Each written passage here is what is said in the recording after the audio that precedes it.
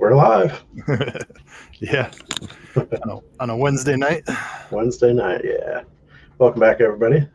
This is Matt and Scott, Stout Sportsmen here. So what do you want to talk about tonight, Scott? I think we're going to hang out. If anybody has any questions, fire away. I mean, we can look at rods. We can look at, I have all my tackle down here too. So, if anybody wants to look at tackle. Yeah.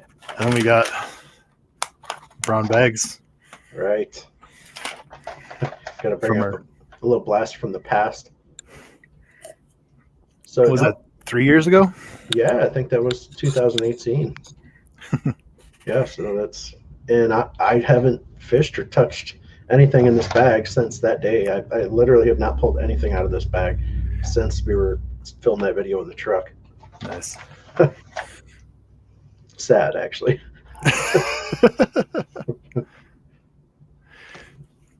We'll see if anybody joins us here. What are your thoughts? Tomorrow is the start of the Tennessee River. Yeah, I'm. Do you have any other thoughts from our show?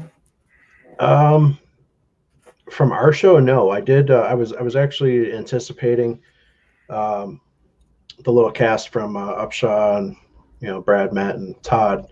So I did watch that earlier today. Yep. And it was kind of insightful, but it kind of, I don't know, they kind of said they thought it was going to be just kind of you don't want to go too far off the beaten path. You want people that are consistent, but it's going to be different. That waters, they said, like water temps are upper 30s, low 40s. It's going to be tough. Yeah. I actually saw that today too. When I watched it. I think the only thing I took away from that really is the weights. Yeah, that was the one thing that stuck out to me a lot too, because they were anywhere from 52 to 62. So for those guys, that's quite a wide range. Yeah, I actually moved mine. I went to 59.5 and I was up at 67. Yeah. So I moved down to 59.5. Yeah. Plus, I haven't seen anything from a lot of the guys, like social media, like how practices and stuff went. Yeah, I hadn't even looked. I follow a couple guys, but I haven't looked at any other feeds yet. So yeah, also from that, it's you may, some guys are kind of, you can be bluffing. Yeah. But I know Seth Fighter, he posted a picture like yesterday, I think it was, and it was him with the one fish, and he said, "This is the first fish I've caught since I've been here." Yeah. So you're 2 or 3 days in practice. And they even talked about it, like Fighter when it came to practicing for St. John's, and he didn't practice very well, wasn't catching anything big, and then he ends up holding a couple monsters. So it's always tough to.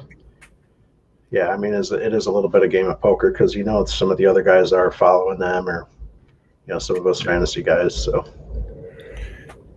we have one live viewer. Not sure who it is, but say hi. Thanks for joining us. Yeah. I guess I'll say now is thank you guys for subscribing and watching our videos. Hey Jeff. Jeff, what's going on? Yeah. So if you like and subscribe our stuff, our fantasy Tennessee River pick show. I don't know if it's because we got it up a little earlier or what, but that video has done really well for us. Yeah, it has. Yep. Like we talked about earlier this week, I think the fact of posting that up on a Sunday afternoon definitely helped with a lot of views, because there's a lot of guys that are sitting around looking for something to do on a Sunday. And yeah. Oh, hey Donnie. Donnie, welcome. Yeah, so I think we're going to start putting up our picks videos on Sundays. Yeah, for sure. As much as we can. Yeah. Other than you saying that you're going to change your weight from what you had said on Sunday, any other changes?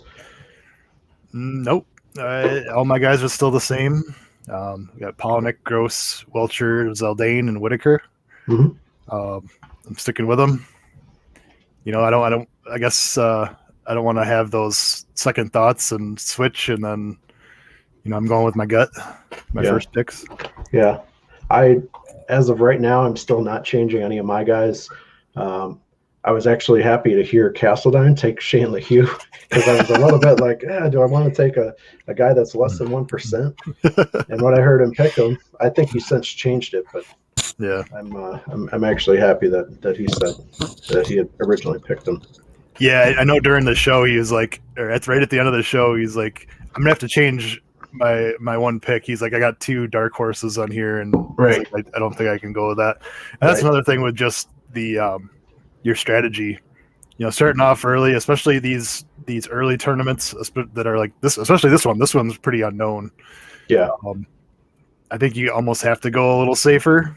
Mm-hmm. Unless you really bombed at St. John's, you may want to take a chance. But yeah, for these ones that are unknown, I'd probably play it more safe.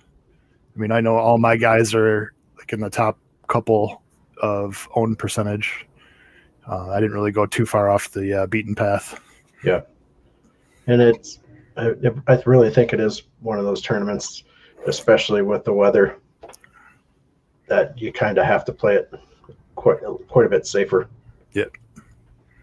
So, if Donnie's still in there, Donnie, what's your strategy this week? You don't have to give us your picks necessarily, but yeah. What's it looking like for your team so far? Give him a minute here to type in. Well, he may be watching on his phone. Oh yeah. So.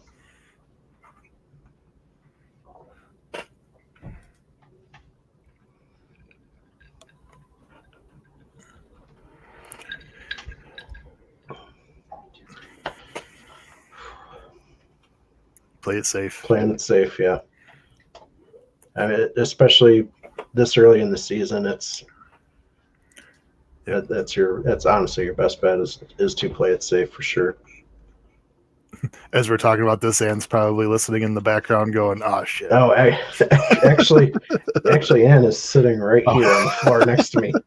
I unfortunately have up my lineup. I have the headphones on, so she can't hear what we're talking about. So I don't know if I should just put it on the speakers, but I don't know if that's going to create an echo with the mic or what. Yeah, it might. I should just get a splitter for the headphone cord and then have her put some buds in or something. I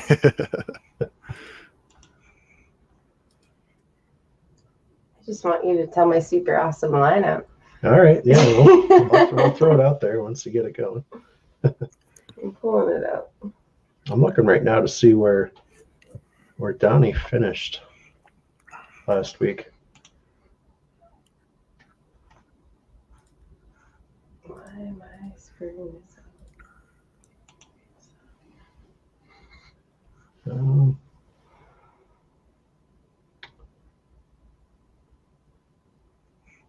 Where is he?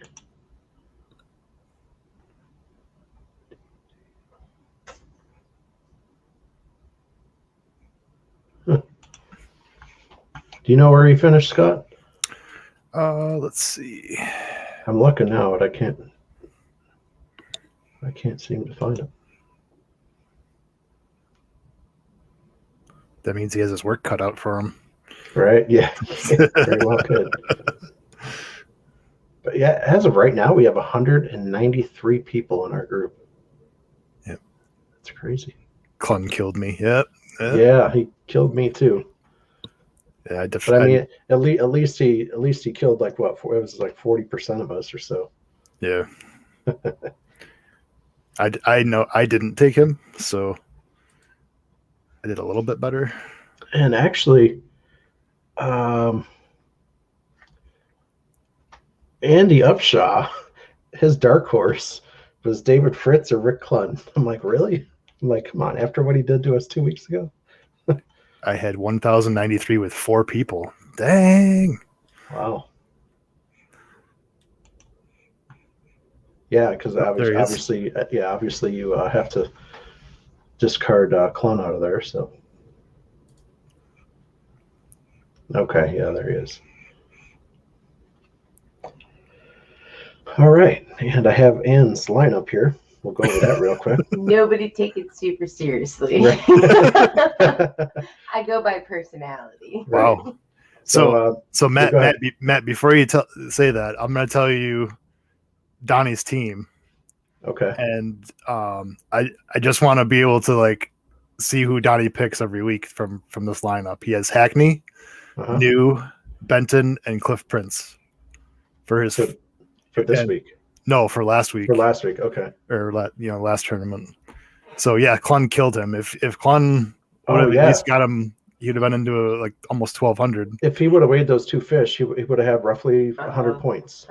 Wow. So yeah, that really hurt. Can you sign back in? Your phone timed out on me because you were talking. All right. A group. Nobody takes this seriously. Brian New for A group. She's taking. Austin Felix for B. Lee Livesey in C. Kobe Krieger for D. And Brock Mosley for E with 73-1. So Kim took Brock Mosley. Okay. I didn't get Felix. And Austin Felix is a I good did take Felix. Austin Felix is a good pick. Mhm. He likes to catch some smallmouth. He's from Minnesota, so cold weather's not going to be a problem for him. Right. Yeah. And he's a big electronics guy, so I think Felix is a good pick. I guess the one pick that I would probably poke the most at is Kobe Krieger. Yeah. I like, to me, when I think Kobe Krieger, I think a lot more like, I just recall him throwing lots of top water and stuff like that. Yep. And with water temps upper 30s, low 40s, I don't know. Typically those fish aren't going to be up, up in those shallow areas. I wouldn't think, anyways. But who knows? Yeah, if it warms up enough, they might start moving. But the water is definitely going to be with the amount of runoff that they got. It's going to be quite stained, and with all that runoff, there's going to be a lot of current and whatnot too. Yeah.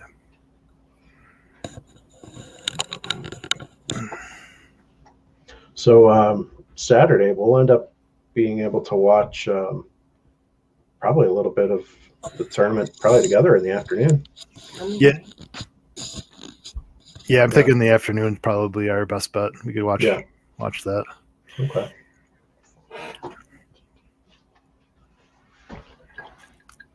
Yeah, and we get to deliver some rods and some other stuff. Yep. So. I think what I really want to do too, I want to take hop in the truck and take a drive down to Presque Isle and kind of drive you around the peninsula just to stop and show you the couple spots and just to kind of show you what I'm working with down here. So yeah, I think that'd be Scott, you you need to get your licenses for Pennsylvania. If Well, you don't this year, I'll buy them. He'll buy them. You need to come fish in Pennsylvania. we'll pay for them. Well, actually, if you guys are down Saturday, we can just run up to Sportsman's Warehouse or Walmart or whatever, and we can just get them because they're good. Okay. January 1 through December 31. So we can just get it now, and we ain't got to worry about it if you guys do come down in the summer. Yeah, it's I think that's the one thing with Pennsylvania. Like that's the one thing about New York. Like I hate New York. Right. But their fishing license it's good for a full year. That is amazing because you can you don't have to pay for it when you're not going to use it. Mm-hmm. And then if you get it late in the year, you're still good for for the 365. So okay, Donnie actually gave us his lineup. wow. Brandon Lester, Buddy Gross, Welcher, Christie, and Otten. All right, I got two out of those 5. So yeah. I got Gross and Yep. I like it. That's solid. It's a solid. Like you said, it's a safe lineup there. Sure. Yep. Me, I'm like praying that LaHue does at least. I'm praying that he at least cashes a check. Makes the cut. Right. Fishes day 3. Right. So I think the big thing about that I want to do is when I come down is kind of get a lay of the land for, like you said, go to Presque Isle and just get comfortable while I don't have the boat, you know. Yeah, and we'll I think there's what two or three launches in the state park there, which is free, by the way. Cool. So we'll check out the launches and stuff, and if you want, we can even hook up the Humminbird and just kind of take a look at some of the waypoints and whatnot that I got on there already. Sweet. I mean, if you want to hang out in the garage for a little bit, sit in the boat. Actually, I don't know did you give me your waypoints? I forget. I know I got your waypoints for. Yeah, I forget if I took yours. You might have. You have to look. But yeah, I mean, that'll be. I just want to show you what this place has to offer, just so when you do come down, you kind of have a little bit of an idea of how big it is and this and that. So yeah. Yep.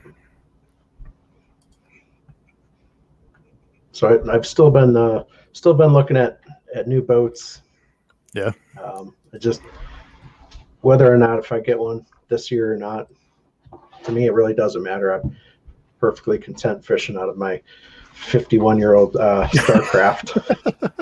I'm not joking. It's 51 years old. Love it.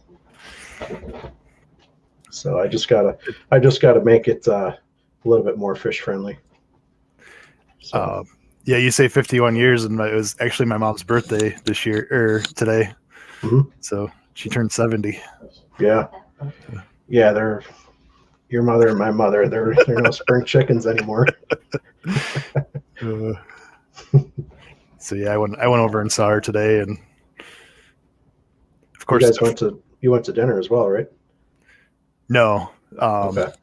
Kim went to dinner with her sister for her birthday. I got some taco truck tacos. Oh, okay. I don't know. You haven't had the Manito tacos yet. No, I have not. So in Wright's Corners, there's a taco truck now, and it's pretty good. It's pretty authentic. Pretty good. So I'm assuming it's a mobile truck, not permanent. It's a taco truck, but they've kind of made it permanent. It's kind of where the old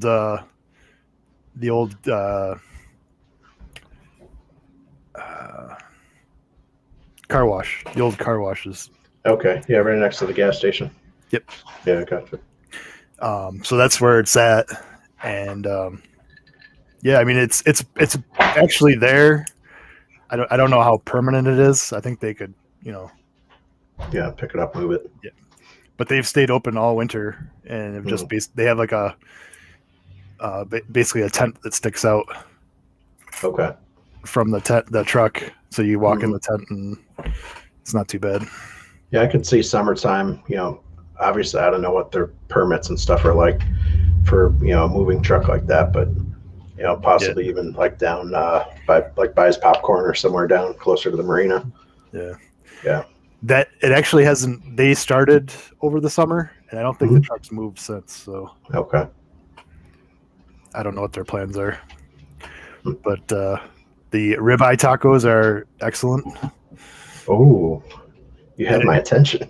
It's like a slice of ribeye, and like so with the tacos like this, the ribeye is basically the next layer. Okay. It's really really good. The chicken tacos, I don't know. There's not much flavor in that, but everything else has been great from them. Nachos and all that. The price is fairly reasonable. Yeah, for what it is. I got 4 tacos and a container of rice for like $20. So okay. So there's our food segment for the night. Right. Yeah, no Little Caesars. That's funny. That's funny because they just brought back their pretzel crust. Yeah, I actually like that. I And do too. I was kind of sad when I saw it wasn't on the menu anymore, because a lot of time I just use the app and Yep. order stuff and go pick it up. And when it wasn't on there, I'm like, what? Like, why would you get rid of the pretzel crust?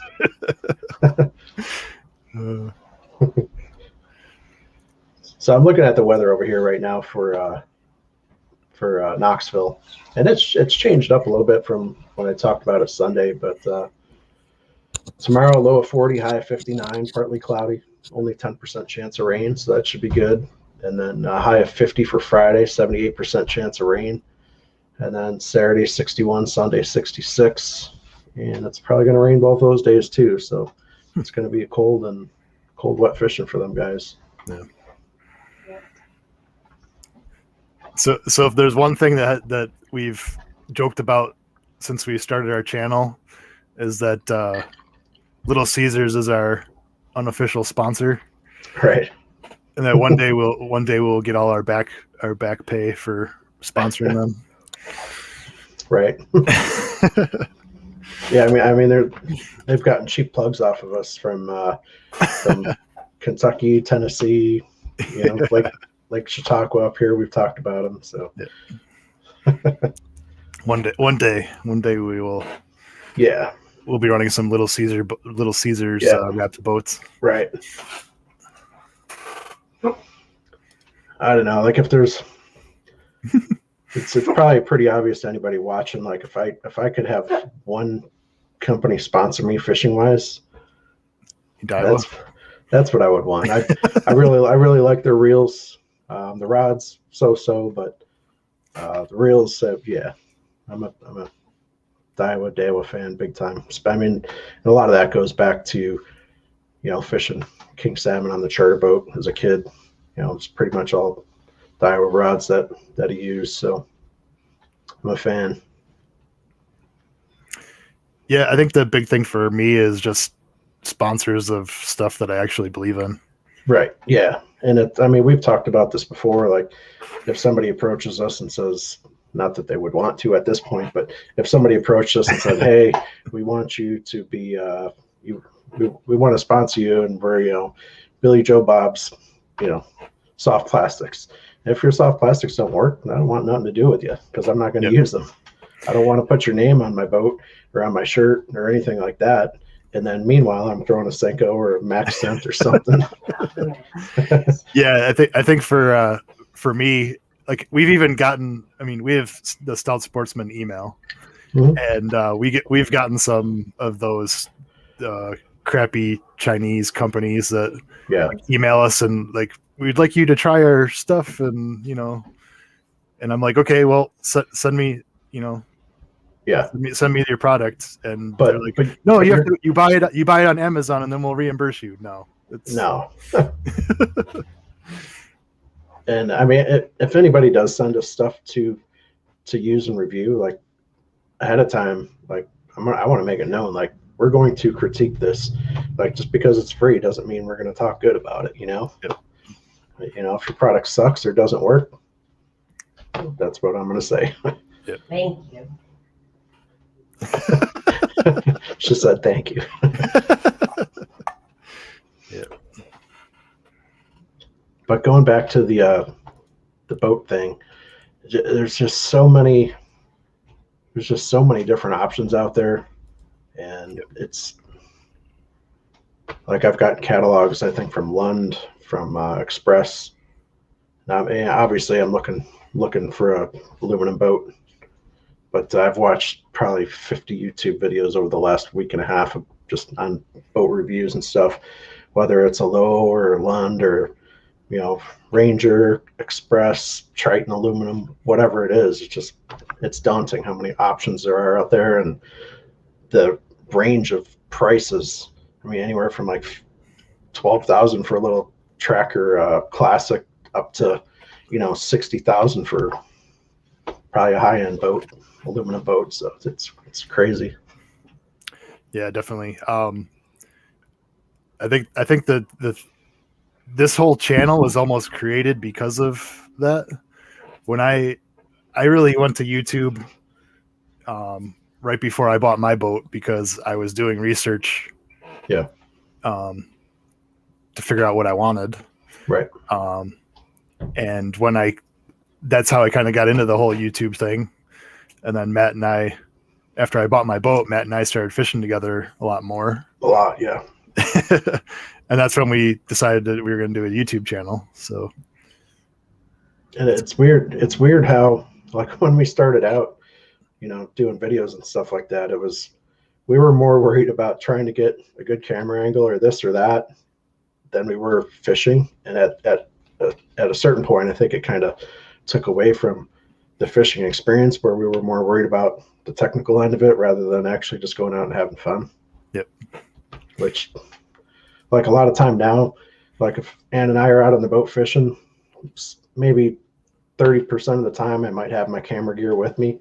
And unless there's like the one video I put up, I think we were fishing, it was early May last year. It was a cold day, but we hammered like 30 fish or 40. You missed the first 40. And we'd caught like 15 fish before I even set the camera up. And those were all like some of the bigger, like, spawning bass, like 3-pounders, 3.5-pounders.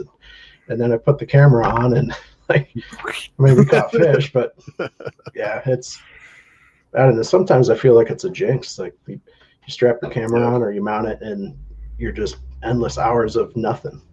Yep. Yeah. I mean, I hardly recorded at all last year. And actually the one day that we did really well and I recorded, I still haven't done anything with that footage. Yeah. So, I mean, I got dozens and dozens of hours of stuff that I've never used, whether it's, fishing or at the range or whatever. I got a lot of stuff that I just never thought was worthwhile to edit and put something together. Yeah. Yeah, it definitely is a lot of times how it goes. And then you got those times where you are recording and then the footage doesn't work out anyway. Right. Yeah. I remember we were going to do a time lapse when we put the LED lights on my boat. The lights on the boat, right? And then the time lapse was set wrong or something. I forget. And it was like, instead of doing like one shot every minute, it was like one shot every like 10 or so. I don't know what it was. Oh yeah. Yeah. It didn't work out. Yeah. Yep. Yeah. When you're doing a time lapse, you definitely got to play around, to get that right. I remember I was at work a couple of years ago. They had asked me to do a little video on like the foundry and the process going on. So I had set up my camera and had it on time lapse and stuff, and then had it pulled up on my phone so I could see what was going on. And yeah, it's interesting. You definitely got to play around a little bit to get the right settings. Yep.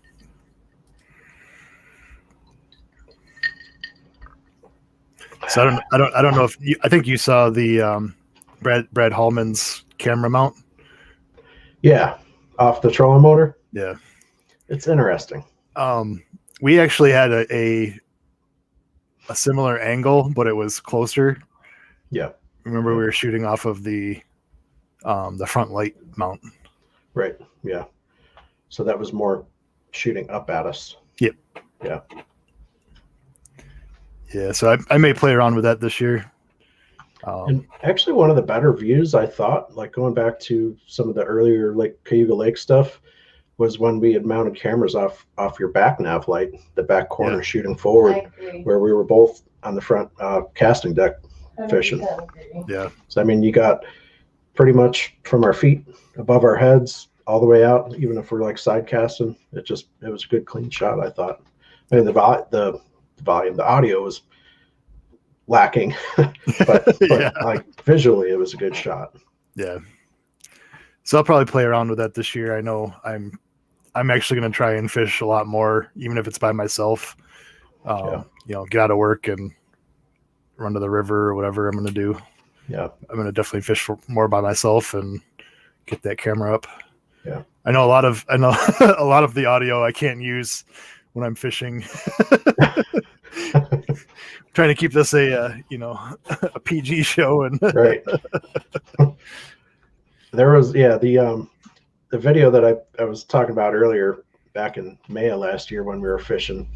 I think I'm pretty sure we got a copyright notice for that because we had music playing in the background, and then there was also one or two little clips there where somebody was throwing a couple bombs out there. So I did the best I could to like edit or delete out that split second of audio. Yeah. But I mean that happens. You get excited on the boat, and Oh yeah, sometimes definitely. stuff comes out. So, which is good, it's Yeah, better than nothing, right? yeah. I'm a little I'm not nervous, but I'm a little anxious to see, like, the first time I take the first time I take the boat out, to see how well that motor is going to want to start. Because I remember the last time we took the boat out in the fall, which was in November, backed the boat in, and I always drop the trolling motor and just kind of pull us out of the launch area, and then I'll go to fire the Evinrude up. And when that water's cold, that motor's cold, everything, and she didn't want to start. It was like 45 minutes before I could get it to turn over. Wow. So 45 minutes. But I mean, there was the the launch we were at. There's a nice open bay back in there, fairly shallow, like 11, 12 feet and under. But so we just fished back there until I got it fired up to go out on the big bay. But yeah, that motor is very temperamental. Like once that water temperature is like 45, 50 degrees or lower. Yeah. Fingers crossed. I haven't had any issues. Right. So. And that's something else too that I've been thinking about is if I do want to keep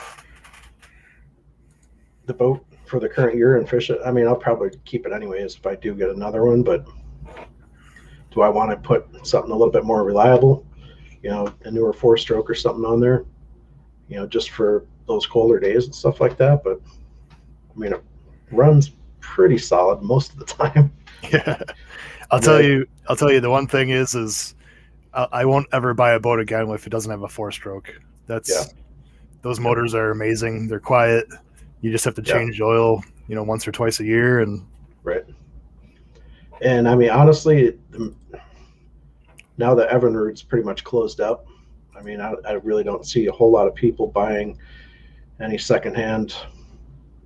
Well, not even secondhand Evinrudes, but I mean, you've got to figure the service and support behind it's kind of gone for a lot of, for some of it. Yeah. So, like, I wouldn't even consider like buying a leftover Evinrude off somebody's shelf to put on. Yeah, and then plus parts are going to be a pain to find. Right. Yep.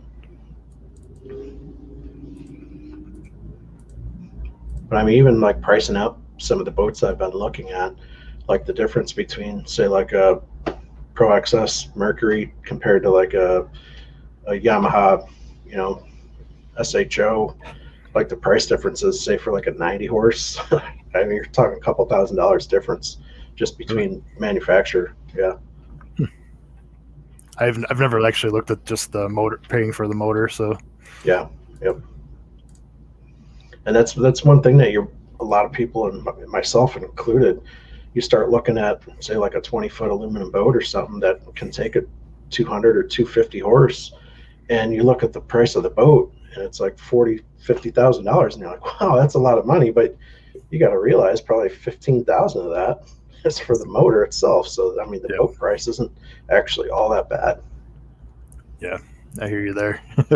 Yeah. I mean, you probably wish you would have got the 115 on yours. Yeah. At this point, I want something a little bit bigger, but I want something a lot faster. Yeah, because you're like, you top out of 33, 34, somewhere in there, depending on what prop. Yeah, I mean, prop and how much. I mean, the big thing is weight. How many people you have in the boat and all that. So. Yep. But I mean, you normally run your 4-blade, right? Yep. Yeah, just because it's maybe a little bit slower, but I can stay. The RPMs are a lot better, and the whole shot is huge. Yep. And it's the same with me. I have 3 props, like the one that was on the boat, and then I bought two other ones since. The one that I had on was brand new when I fished with you guys up on the Niagara River. It's the first time I ran that prop, and I shouldn't have, because it was off. I couldn't get RPMs, and especially with a two-stroke, you need to be in that RPM range to get decent power, and it couldn't get up to that band. So I was lagging behind. You're running, 30 plus miles an hour down the river, and I'm doing like 25, 28. Yep. Now, what I normally run is a prop that gets me out of the hole, and especially it gets pretty choppy down here. So I am running through, 2 to 3 footers sometimes. The one day I got caught in some real nasty stuff, like 5-6 footers plus, and that was quite hairy. Definitely don't want to do that again. Basically, when you go down into a swell, and you can't. There was a boat in front of me going through this channel, and I couldn't even see the boat. Wow, it was bad. It's it's a little scary. Yeah, we ran into some good waves when we were at Champlain. Yeah, I bet. A little rough. Yeah. And that's like a big consideration that I have to take into account if I do get another boat is, do I want something just strictly for bass? Because it could be a windy day. Yeah, I can tuck in somewhere, but I still got to make a run back to the launch or wherever I'm going. And I don't want something too flat of a bottom that I can't take any waves, because it's just going to hammer and crush you. But then again, I don't want a full V, because I'm not going to be able to get into those real shallow spots. And it's just a kind of got to weigh it there. So moderate V, most likely. Yeah, I hear you there. Because, we fish walleye on my boat, so it works out really nice. But yeah, there's those times where I wish it wasn't as deep V as it is. Yeah. Yep. And yeah, I'd definitely like to be able to get out onto Lake Erie comfortably. I've been out there dozens of times, but at the same time, I'm not willing to make that, 20, 30 mile run, to go find some good walleye or go out deep, because I don't have that 100% confidence in that motor still. Yeah. It runs pretty good, but if something happens, I got a great trolling motor, but is that trolling motor going to get me 20 miles or 10 miles? I don't know. Yeah, I have ran out of gas, and I've had to use it before, but that was like 2 miles. Yeah.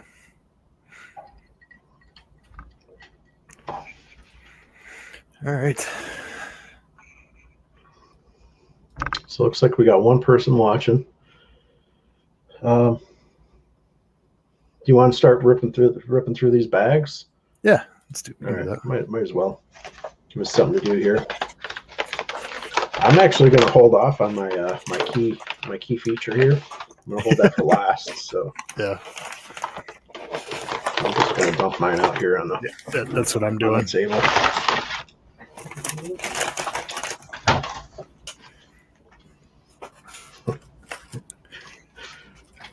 This is great. This is awesome. All right, so yeah, give some little bit of background on this. So these brown bags that we have are a video 3 years in the making. We did a video on these 3 years ago in my truck at the Sportsmen show. And there's a guy selling these. I forget how much it was. It was $20. $20. And that included the ceramic, or not the copper coated ceramic knife. Yeah. Which wasn't that. It's not that great of a knife. Yeah. Wasn't. But so $20. There was a grab bag. You couldn't see what was inside of it. So Matt and I both bought them. As soon as we bought them, we said, we're going to go shoot a video. We did the video, and that video got I think it was 46 views when we watched it on Sunday. Right. Yeah, three-year-old video with less than 50 views, and probably half of them are probably from us, because I like watching it a couple times a year because I think it's great. I think it's a good video. It's hilarious. It was just off the cuff. It wasn't planned at all. and it was a good time. Yeah, we both had a few beers in us, and we just went and shot a video. So neither of us have done anything with these, even though we said we were. Right. And I don't know if we are even ever are going to do anything with these. There's a few things that after dumping it out here, I might actually just put in my tackle box and actually use. Yeah. So we will see. So let's go through what we got. Yeah. Yeah, we don't have to dwell super long on it, but just kind of highlight or low light what we got.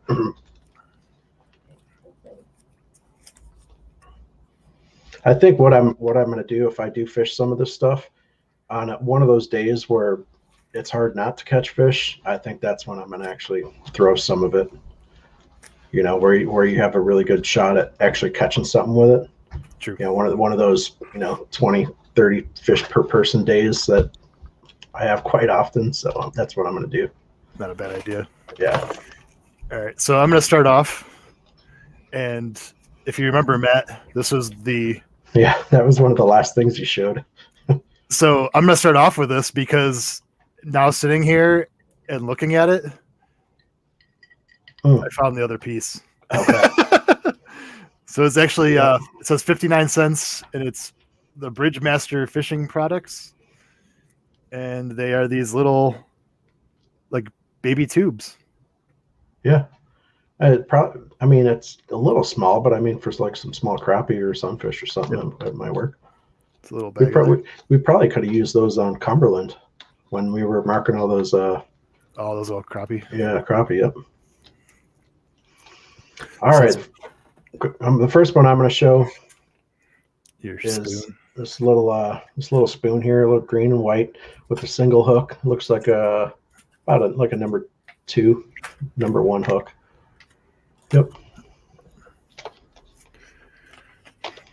It's really light though. It's a real thin spoon. So I'm gonna have to throw that on like a light action spinning rod to actually get that thing out there. So I also got a spoon in mine. Yep. Mine's a little bit bigger though. Looks like a homemade spoon with the sticker decals and all that. Yep. I know like back in the charter days, like my dad he'd actually buy like sticker kits and stuff and make his own stuff. Yep.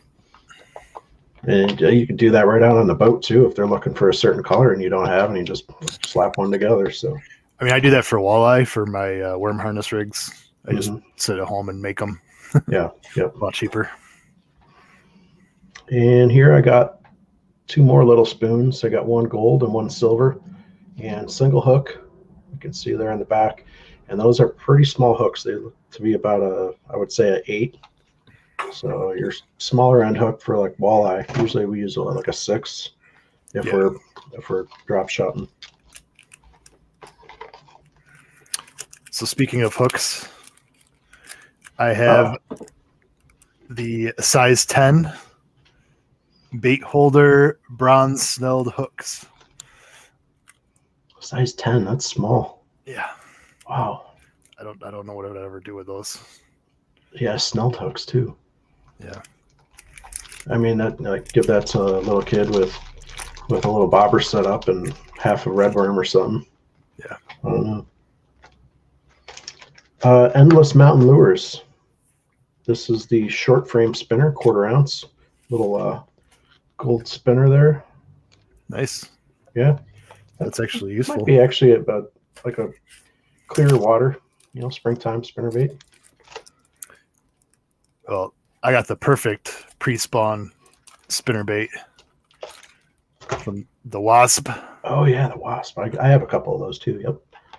I like that. That'll be good for pre-spawn. It's a quarter 1/4 ounce.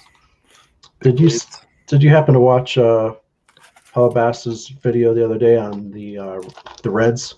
I did. Okay, good. So that would be good. That up to 6 foot water column, which the spinner bait's going to run in, would be perfect. Yep. So I'm actually gonna put this in my box. Definitely. So here's one of my wasps. Wasps.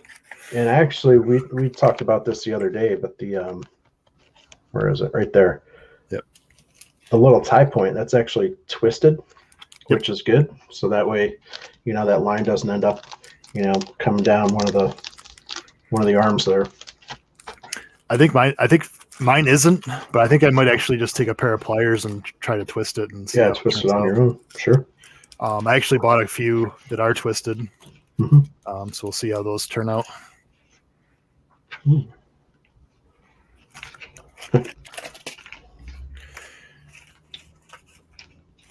Let's see. I know you got some of these. Where was it? Sticking with the wasp. Mm-hmm. The molded packaging.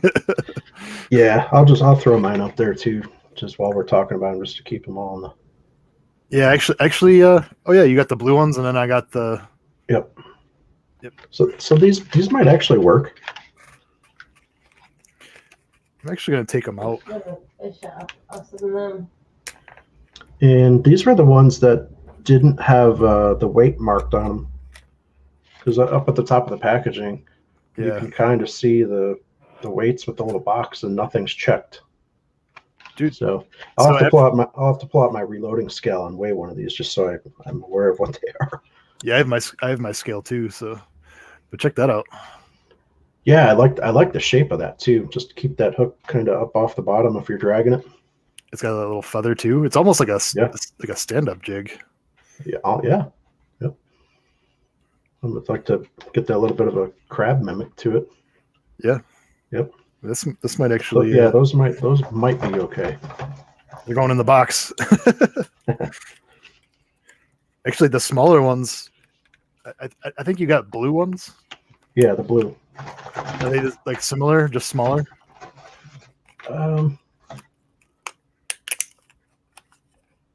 Yeah, they're like the weight part's a little bit shorter and a little more stout. It's stockier, where the white and red, that it's a little bit thinner profile. Ooh. So I just took out the the other ones I have. Yeah. And the paint is actually coming off onto my finger. Oh. I got that to look forward to now. Yeah.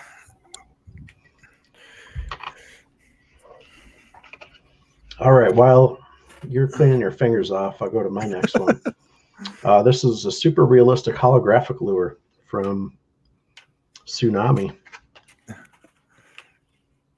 So this could actually work too. I'm assuming. I don't even remember that one. I'm assuming this is going to float,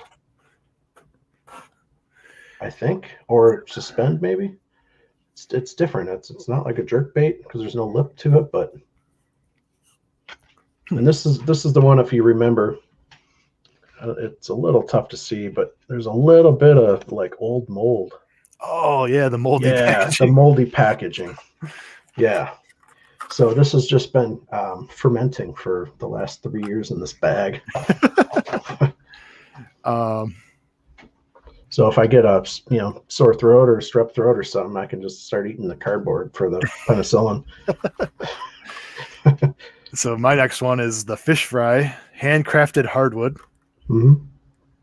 And I don't even know the dives. It says there's something on the back about diving, but the barcode is just faded out and all the writing's faded out. So I don't even know how deep this goes. Huh. But it's a decent lip, probably like an 8. Yeah. 8 to 10 or so, you think? 6 to 8, somewhere in there. Yeah. I'd put it in that 8 to 12, I think. Okay. Yeah, that ain't bad. Yeah, it's got that like baby. It's got that baby bass color to it. That'll go in the box. All right. My next one is from Macalla. It's called Match the Hatch. They're jigs, and there's 2 little packets in here. And also, these ones do not have the weight checked off at the top either. But I got these brown ones here, and behind it, those yellow. And you can see like how small those little jig heads are compared to like the size of my fingernail. Wow. Yeah. So they're probably like 16th ounce. Yeah, those are really small. Yeah. And actually, I don't have a label on this, but this is all one thing together. Yeah. But I have these little small, almost look like ants. And if you look closely, there's some of those little jig heads. Yep. Mm-hmm. And then I got another pack. Looks like similar, but they're brown. Yep. With those little jig heads. And then to top it off, I have these guys, little poop logs. Yep. With these jig heads. I don't know this is like a swim bait jig head, but they pretty much. Yeah. These little brown worms. So these I might actually save these and use them for Alabama rigs. Because that could work. Yep. It's a lighter jig head, but it still has that like swim bait head to it. Okay. So I think I'm gonna keep those for that. I think I do still have one or two more at the those Booyah Alabama or umbrella rigs from when they were on clearance at Walmart a couple years back. I think I still got a couple in the package if you need an extra one. I was actually looking at them today. I have 3 rigs. Okay, well, you don't need any then. One of them was actually from the rod that we found in Chickamauga. Yeah. The rod and reel. Yeah. Yeah, you found it anyway. So that rod and reel, we'll get to Shadow in a second. That rod and reel we found in Chickamauga. I cleaned it up and used it for a couple years. Mm-hmm. And then it actually got donated back to the water in Lake Erie. Right. We were out on Lake Erie walleye fishing, and it went over. Was that when we were out together, or was that a different trip? I think it was a different trip with Kim. Kim lost it, I think. Like dropped it in, or did it get snagged up on the bottom and got pulled in? Yeah, I think it got snagged up, and we were doing something, and the whole rod just. Well, I mean, hopefully somebody else will catch it and they can use it. I mean, it was one of those things where she felt like super bad about it, and I'm like, no, don't worry about it. It's just going back to where it was found. Different part of the country, but it was found in the water, so it's going back. It's like those, like the geese. It's just kind of migrating north. So, hey, Shadow, nice of you to join us. We're doing pretty well tonight. Yeah, doing good. What a tangent real quick. What are you sipping on over there, Scott? I finished it, but it's a Big Ditch Brewing Company Hayburner. Okay. And 1 or 2 of them is all you need because it's I think this is the 8%. Yeah, it's definitely a I'll try and remember to bring you down some. Okay. 7.2. I have a few left, and yeah, it's all right. And I have I tried a new scotch a couple of weeks ago. It's called Monkey Shoulder, and at first it was quite a bit different than what I normally drink scotch wise. I normally drink like a Johnny Walker Black, and it's actually pretty good. And I'm starting to come around. So cool. Yeah. So are we going to do that? Are we gonna have like a monthly a drink show? We'll just right review different drinks. Right. All right. So next I have these. If you remember these are those big. I don't know if I want to call them catfish hooks because I think a catfish hook is a little shorter shank, maybe. Yeah. But these things are pretty massive. They're probably like at least a 5/0, I would say. The only thing I could think of using those for would be like putting some hot dogs on there and. Well, no, I was thinking I forget what they're called. Like you can put them on your spinner baits, like the trailer hooks. Oh so yeah. On your spinner bait, you put a trailer hook, but I think those are even. Oh, the eye is too big for it. Yeah, it is a big eye. But yeah, it could be like a trailer hook on a spinner bait or like a buzz bait, something like that. Yep. So Shadow asks, you guys think a rookie could win this one on the Tennessee? Yeah, anybody could win this one. Yeah, absolutely. it's totally up in the air for anybody. I mean, you saw what Brian did, a week and a half ago. It's anybody's game. I mean, with the cold water temps and the rain. Yeah, absolutely. Yep. I think the one big thing with fishing is you have to do so much fishing just to get to the elites. Yeah. That being a rookie, I think it's only in title. It's not like Oh yeah, absolutely. Yep. I mean, that rare fluke case where, say you or I, we said, you know what, let's start fishing tournaments, and you go, just say you won every tournament, and you got through and you got to the elites or you got to the classic. I mean, then yeah, we may have been fishing for years and years, but we're not going to have that tournament experience where all the rookies this year, or any year for that matter, these are guys that have been in the, different tournaments, different series, is fishing for years and years and years. So it's anybody's game. And I mean, the younger guys these days have like the high school and the college programs. Right. I mean, if I knew about college fishing back when I would have tried. Yeah. Why not? Yep. Yeah. So yeah, I think it's really doesn't. I think rookie is just title only. I think anybody has a chance. Yeah. Yep. I think the big thing though is just notoriety. Like some of the rookies don't have. I mean, everybody knew the name Brian New just because he's been around and he's associated with Brian Thrift and those guys in the Carolinas. But there's a lot of those rookies that most people don't know about. But yeah, I mean, they have the experience. Yep. Yeah. Yeah. I mean, just because they're a rookie to the Elite Series, that doesn't mean they're not. Like you think like major pro sports, whether basketball, baseball, football, stuff like that, hockey. I mean, yeah, they're going to have jitters coming up to the big leagues, this and that, and the game is so much faster. But fishing, I think it's a totally different game. Yep. So pretty shocked Scott Martin didn't pull through and get a check down on St. John River.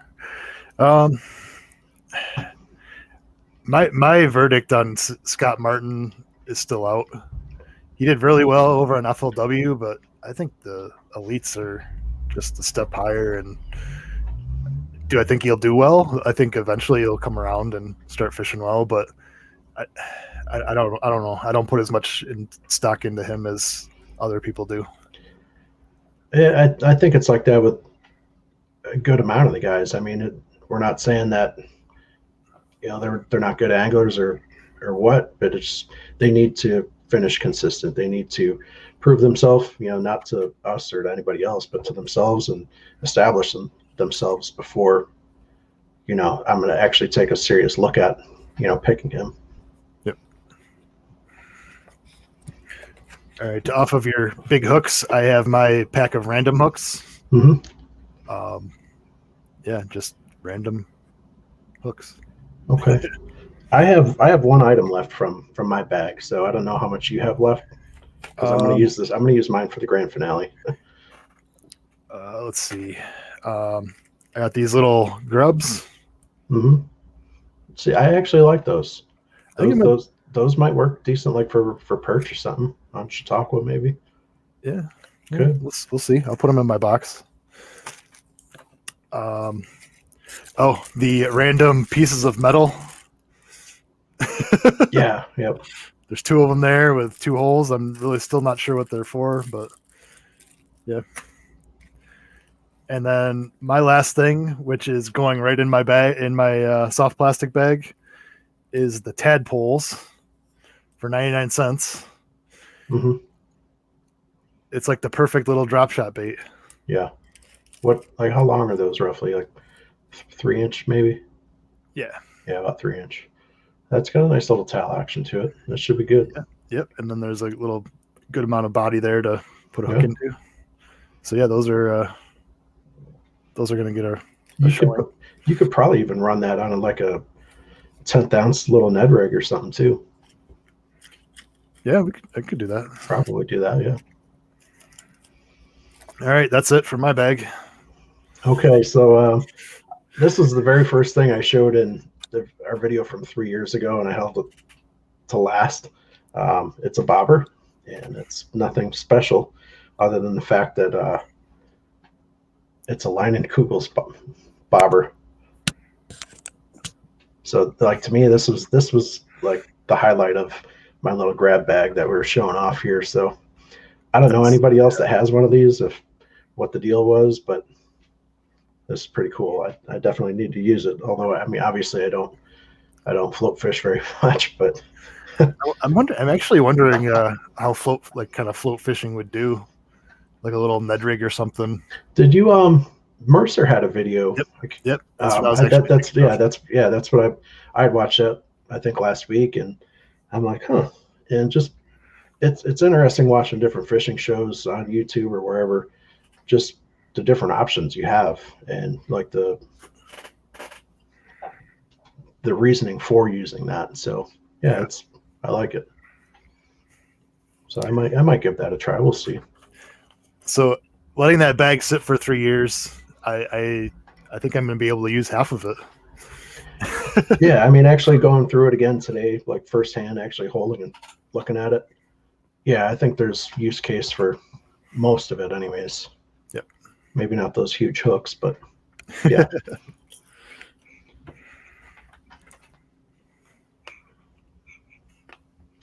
But I'm definitely looking forward to tomorrow morning. You know, most of the time I'm up by 7 o'clock in the morning. So I think what time's live start? Is it 8 usually?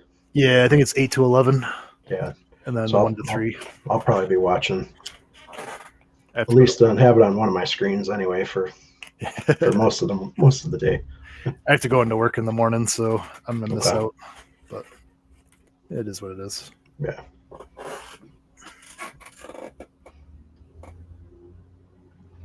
And even like going back to listening to the Upshaw and Hallman Castledine earlier today. Where was I going with this? Oh, yeah, they were talking about, and I think Matt was talking about it a little bit too, like when they were talking about weights. You know, they were between 52 and 62 pounds for their total 4-day weights. It was lower than what I picked and lower, I think, than what Scott you originally picked. But yep. Yeah, I honestly think we might see like one bag about 20 pounds all week, maybe. But I think even if you do see that bag, that it's going to be tough to follow it up unless that guy is on to Yeah, unless he's got a sweet honey hole that maintains. Yeah. Dropping hooks. I mean, to me though, for 4 days, like 52 pounds, it really seems light. I don't know. I mean, it could be because a lot of those guys might not be catching 5 keepers, so I think that's going to factor into it too. Donnie says live mix starts at 7 a.m. Oh, good. I do kind of like the live mix, just no noise in the background, just watching the fish. Right. And usually, a lot of times sometimes they'll do the split screens with 2 or 4 guys, so that's interesting too. Yeah. I'll tell you the one thing that I didn't like is the Fox Sports. There's so many commercials, and like you and I were talking, that was a little bit different than the bass coverage. Mm-hmm. I was just assuming that they were just going to kind of simulcast it. Yeah. Yeah. So it is what it is. At least it's on TV, and it's getting exposure for the sport, so you can't be mad at that. Yeah. But if I have option to watch either one, I'm going to watch one of the live feeds through Bass. So, yep.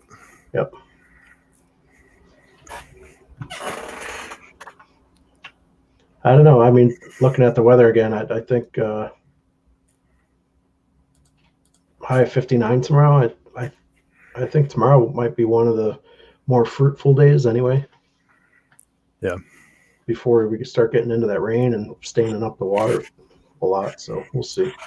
Yeah, it'll be interesting to see if with a little bit of these warmer temperatures coming off of that,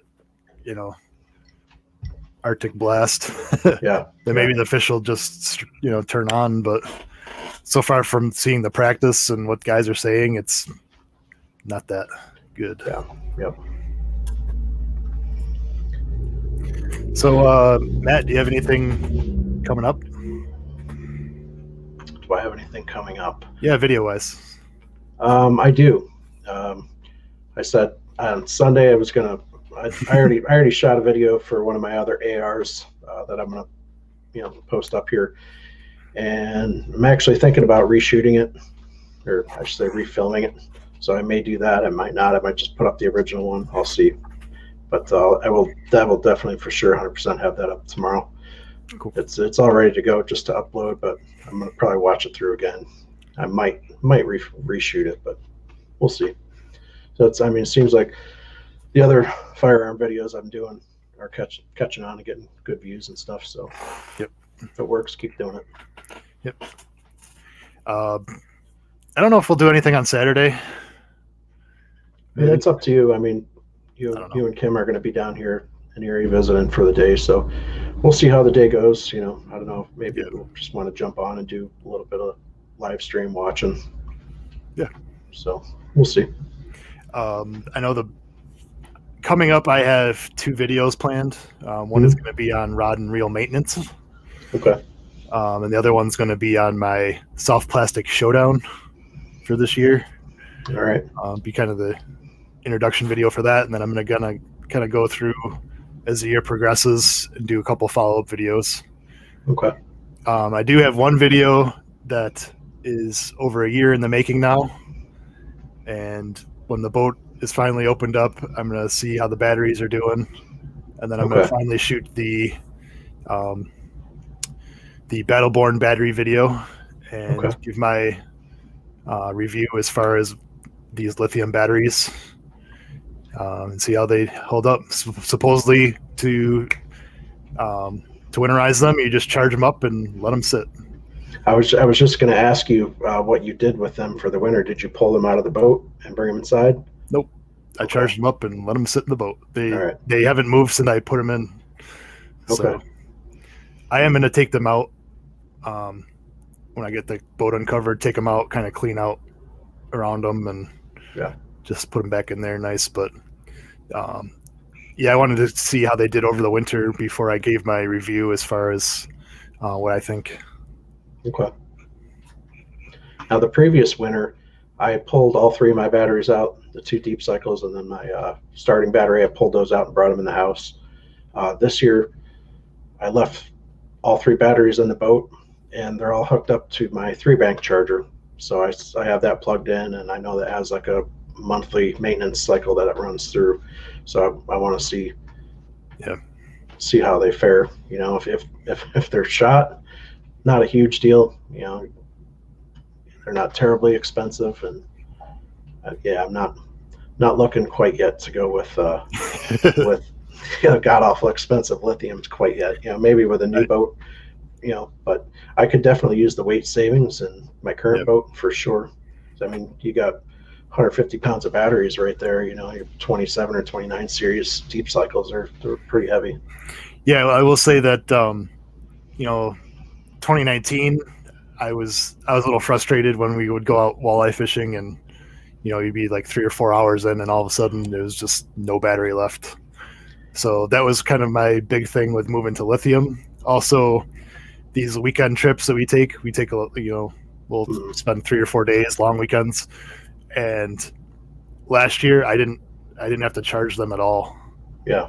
For the entire 3 or 4 days. So I also have my Minn Kota onboard charger that basically when it's an onboard alternator. So after the charging battery is full, the alternator is hooked up to the starting battery. And then when that's full, it actually sends the charge, instead of being wasted, it sends it to the trolling motor batteries. Right. Yeah. So, I mean, I didn't see a lot of gain out of that. But you know what? For me, like knowing that power is being used elsewhere. Yeah. It definitely cool to have. Yeah, for sure. I don't know why many people don't run that. I mean, I know now that they have the power pole charge, which is a pretty sweet system. That kind of is built into the whole system. So, yeah. Donnie says a lot of the MLF guys that you follow have been struggling all week. I've watched a little bit here and there of that, but I haven't been paying attention. I don't understand MLF because they have all those names and they still aren't getting any attention. Like, the only reason I know is because, I went and looked for it, but that's about it. Yeah. But Eufaula's it's slightly more south, I guess, than like Knoxville. Maybe it's pretty much even. So, I mean, temperature-wise, it should be pretty similar. From Knoxville, Eufaula's in Alabama, so it's well. Actually, if I'm actually looking at the map now, you sure? It's slightly south, but obviously it's more to the west of Knoxville, obviously, but.